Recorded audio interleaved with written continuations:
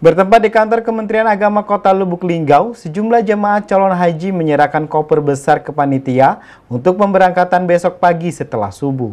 Untuk pemberangkatan besok, sebanyak 245 orang jemaah dan pembimbing ada 6 rombongan dan 22 regu. Satu rombongan tersebut ada 4 regu. Sejumlah jemaah calon haji terlihat antusias menyerahkan koper besar di kantor Kemenak Kota Lubuk Linggau pada Senin 12 Juni 2023. CJH yang berjumlah 245 orang ini nantinya akan diberangkatkan besok pada 13 Juni 2023 setelah sholat subuh. Penyerahan koper besar ke panitia untuk pemberangkatan besok pagi ini, mulai pukul 8 sampai pukul 13.00.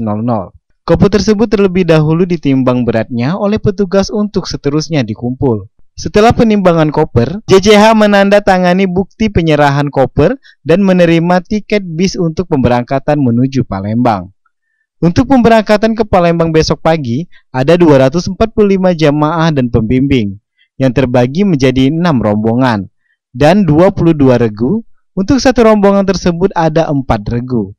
JJH sekaligus pembimbing Haji Ahmad Dargu mengatakan, hari ini penyerahan koper jamaah dan koper-koper jamaah yang diserah tersebut akan dibawa ke Palembang dan untuk keberangkatan jamaah besok setelah subuh di Masjid Agung As-Salam Kota Lubuk Linggau. Kembali dirinya menyampaikan untuk hari ini jamaah sebatas penyerahan koper saja. Setelah itu jamaah menerima tiket untuk pemberangkatan besok pagi. Hari ini pengumpulan koper jemaah.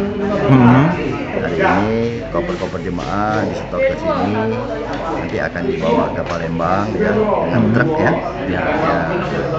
jemaahnya baru besok pagi. Jadi hari ini hanya sebatas pengumpulan koper. Setelah itu jemaah menerima tiket untuk bus besok ya, bus Family Raya. Tiketnya diserahkan hari ini, jadi besok jemaahnya tinggal naik ke dalam bus masing-masing ya. Untuk kopernya tadi ditimbang dulu tadi, Pak? Sudah ditimbang. Ya. Berapa Kak misi maksimal itu? 15 kilo. Ipal Wabarodi, Silampari TV melaporkan.